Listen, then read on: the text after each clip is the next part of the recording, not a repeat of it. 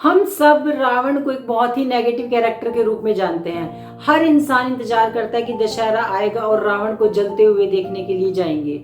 लेकिन ये हमारे ऊपर डिपेंड करता है कि उस जलते हुए रावण को देखकर भी हम बहुत कुछ सीख सकते हैं। सबसे पहली बात जो हमें रावण से सीखने को मिलती है वो होती है किसी भी चीज को हासिल करने की जिद। मतलब रावण के अंदर एक जिद थी। जब उन्हें कुछ भी प्राप्त करना होता था वो इतनी ज्यादा तपस्या करते थे, जब तक उन्हें वो चीज नहीं मिल जाती थी तब तक वो तपस्या से बिल्कुल भी टस से मस नहीं होते थे। आप सबको पता हो कि उनकी कुछ तपस्या की कहानियां, उन्होंने तपस्या के बल पर ही सोने की लंका हासिल की थी।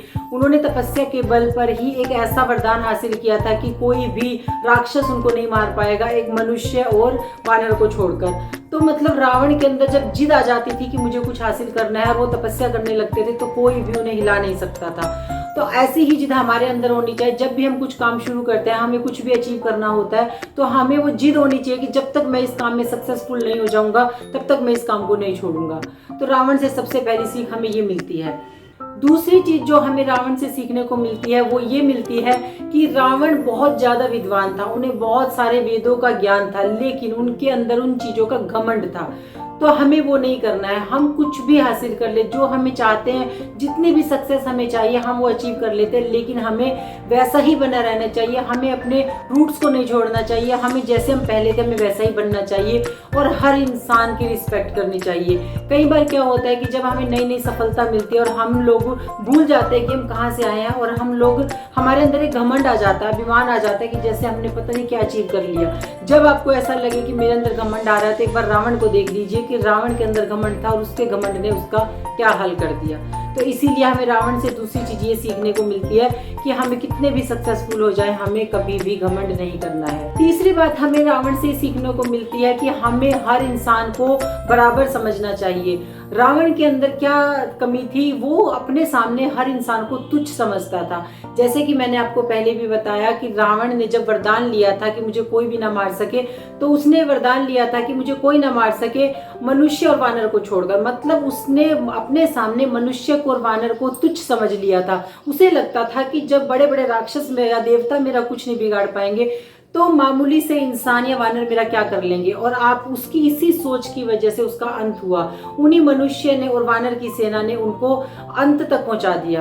तो मतलब इसका ये हमें सीखने को मिलती है कि हमें कभी भी किसी भी चीज को तुच्छ नहीं समझना चाहिए। हमें हर चीज को ये देखकर चलना है कि इसका क्या पॉजिटिव असर हो सकता है, क्या नेगेटिव हो सकता है। चौथी चीज अगर हमें रावण से कुछ सीखनी है तो वो ये सीखनी है कि भले ही उन्होंने अपनी बहन के कहने से आकर माता सीता का अपहरण तो कर लिया था, उन्होंने सीता माता की मर्जी के बिना उन्हें कभी भी नहीं छुआ। उन्होंने बहुत डराने की कोशिश की, धमकाने की कोशिश की, उन्होंने प्यार से उन्हें कंट्रोल करने की कोशिश की दूर से, लेकिन कभी भी उनके पास तक नहीं आए। अगर सीता माता लंका में रहकर भी जीवित थी तो ये शायद भगवान राम के नाम का तप था, ये भगवान राम के नाम का प्रताप था। लेकिन अगर सीता माता लंका में रहकर, राक्षसों के बीच में रहकर भी पवित्र थी तो ये सिर्फ और सिर्फ रावण के संस्कार ही थे। आजकल आप देखते होंगे जब भी कोई लड़का किसी लड़की के साथ में कोई भी बदतमीजी करता है, कोई भी गलत व्यवहार करता है, तो उसको यही कहा जाता है कि रावण की तरह काम कर रहा है। लेकिन ये तो रावण का भी अपमान है, क्योंकि रावण ने कभी भी पर स्त्री को स्पर्श नहीं किया था। उन्होंने हमेशा सीता माता से दूर से ही बात की। ठीक है, तो रावण से हम ये सीख सकते हैं, हर इंसान, हर आदमी ये बात सीख सकता है कि पराई स्त्री की तरफ हमें बिल्कुल भी नजर उठा के नहीं देखना चाहिए। आप ये देखिए, रावण ने सीता माता को अपहरण करके लेके आया था सिर्फ, जबकि उनके साथ कभी कोई गलत व्यवहार नहीं किया। तो उनका अंत क्या हुआ? जो पुरुष ऐसा करते होंगे आज के टाइम में उनका अंत कैसा होगा? आप ये रावण से बहुत बड़ी सीख आप ले सकते हैं। उसके बाद पांचवी बात जो हम रावण से सीखने को मिलती है वो ये है कि जब रावण का अंतिम समय था, जब वो अंतिम सांसें ले रहे थे, तो भगवान राम ने लक्ष्मण जी को बोला कि जाओ, क्योंकि भगवान राम को पता था कि रावण बहुत विद्वान है। तो भगवान राम ने लक्ष्मण जी को भेजा और कहा कि जाओ तुम रावण से कुछ ना कुछ सीख कर आओ, कुछ उपदेश लेकर आओ। जब रावण के पास लक्ष्मण जी आए तो रावण ने लक्ष्मण जी को क्या उपदेश दिया? रावण ने उन्हें बताया कि शुभस्य शीघ्रम, मतलब जब भी कुछ भी काम शुभ करना हो तो जल्दी से जल्दी करो, और जब काम मन में कोई भी बुरा काम करने का ख्याल आए तो उसे कल पर टाल दो। इसीलिए जब भी हमारे मन में कुछ भी अच्छा करने का विचार आता है, हम कोई बिजनेस शुरू करना चाहते हैं, कोई भी नया काम करना चाहते हैं, तो तुरंत उसे कर डालिए। उसके बारे में बिल्कुल भी टाइम ना लगाइए, कहीं ये समय निकल गया तो पता चले आपको विचार भी निकल जाएगा। लेकिन अगर आपके मन में किसी का कुछ बुरा करने के विचार आ रहे हैं कि मुझे किसी का बुरा करना है, तो उसे कल पर टाल दीजिए। तो उसे करने के लिए बिल्कुल भी आपको कदम नहीं बढ़ाना है। तो रावण से बहुत बड़ी सीख मिलती है कि जब भी कोई आपके मन में अच्छा विचार आता है उसको जल्दी से कर डालिए, और जब भी कोई बुरा विचार आता है तो उसे कल पे टाल दीजिए। रावण से छठी बात हमें क्या सीखने को मिलती है कि अपने जो सीक्रेट्स होते हैं हमें हर किसी को नहीं बताने चाहिए, किसी को भी नहीं बताने चाहिए बहुत डीपली। मतलब हम अपने मन की बातें किसी न किसी इंसान से जरूर करते हैं, लेकिन कुछ ऐसी सीक्रेट्स होते हैं, कुछ ऐसी बातें होती हैं जो हमें किसी को भी नहीं बताने चाहिए। आप ये देखिए, रावण के भाई को पता था, विभीषण को पता था कि रावण की मृत्यु कैसे हो सकती है, क्योंकि और किसी को ये बात नहीं पता थी। तो रावण ने अपना ये एक राज, अपना ये एक सीक्रेट अपने भाई को बताया था जो उनकी मृत्यु का कारण बना। इसीलिए रावण से हमें सबसे बड़ी बात ये भी सीखने को मिलती है कि अपने सीक्रेट्स, अपने गोल्स, अपने टारगेट्स किसी को नहीं बताना चाहिए।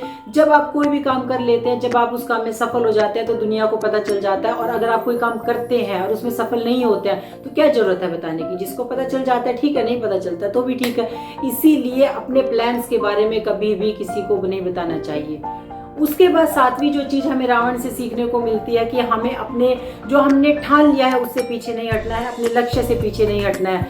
आप देखिए, रावण ने जब राम के साथ में युद्ध शुरू हो गया था, धीरे धीरे करके उसका पूरे परिवार मतलब समाप्त होता चला गया। धीरे धीरे करके उसके भाई बंधु और जो पुत्र थे सब युद्ध में खत्म होते चले गए। लेकिन जब मंदोदरी रावण को समझाने के लिए आती थी तो कि भाई हमारा पूरा परिवार खत्म हो गया है, कि अब आप ये युद्ध बंद कर दीजिए, लेकिन नहीं, रावण ने जो काम शुरू किया था, जब युद्ध की शुरुआत की थी तो उसको अंत तक लड़ा, अपने जीते जी उस युद्ध को लड़ते लड़ते उन्होंने मृत्यु को प्राप्त कर लिया, लेकिन बीच में नहीं छोड़ा, बीच में हार नहीं मानी। तो रावण से हमें ये सीखने को मिलता है कि जब भी हमें कोई भी काम शुरू करते हैं तो उसको हमें अंत तक लेकर जाना है। जब तक हम अपने लक्ष्य पे नहीं पहुंचेंगे तब तक पीछे नहीं हटना है। तो आज मैंने आपको बताया कि हम रावण के जीवन से क्या क्या सीख सकते हैं। देखिए, वो हमारे ऊपर डिपेंड करता है हम क्या करते हैं। जैसे भगवान राम की कहीं कहानी आएगी तो हम उसको पढ़ते हैं बहुत इंटरेस्ट के साथ में, लेकिन जब कोई रावण की बात करता है तो हम उतना इंटरेस्ट नहीं लेते। हमें लगता है कि ये तो एक राक्षस है, इसको क्यों पढ़ना है, इसके बारे में क्यों सुनना है। लेकिन ऐसा नहीं है। हमें हर किसी इंसान के बारे में जब भी मौका मिलता है, देवता के बारे में, किसी राक्षस के बारे में पढ़ना भी चाहिए और सुनना भी चाहिए। हम कहीं से कुछ भी सीख सकते हैं। तो रावण के जीवन से आप बहुत कुछ सीख सकते हैं। और बस अब दशहरा आने वाला है, आप बिल्कुल दशहरे को एंजॉय करें, लेकिन आपको ये भी ध्यान रखना है कि रावण की एक बुराई की वजह से आज उसको इतने सदियों से उसको ऐसे जलाया जा रहा है। तो हमें उन कामों को नहीं करना है कि जो रावण ने किए थे। ठीक है, तो बस मेरा आज का ये था वीडियो। अगर आपको वीडियो अच्छा लगा हो तो वीडियो को लाइक करें, चैनल को सब्सक्राइब करें, बेल आइकन जरूर दबाइए जिससे कि मेरी आने वाली वीडियो का नोटिफिकेशन आपको मिल जाए। Thank you so much.